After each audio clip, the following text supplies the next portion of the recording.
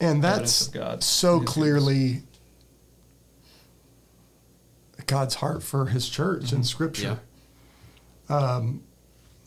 We have, it's easy to make it this professional, strategized, these steps to make this happen.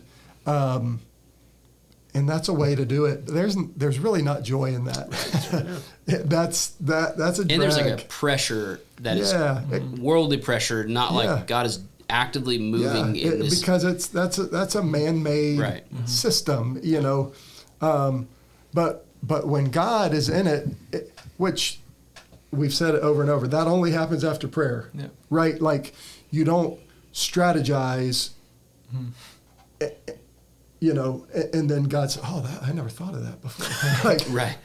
like you pray and God gives you thoughts that you never had before.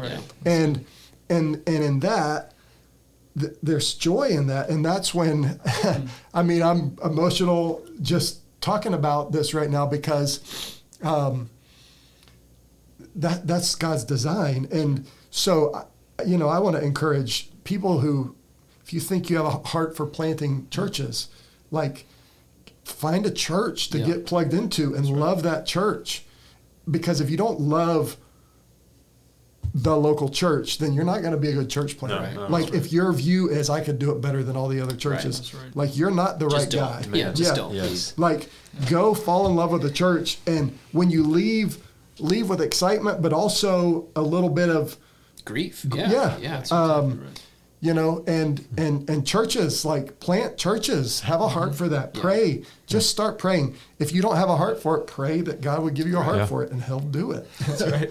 And evidence is right here. Yeah. You guys are praying to be a church planting church. I'm praying, God, I want a church, but I don't even know what that means. Yeah. And God's like, I got you. I'll do it all. Just trust me. Trust my timing.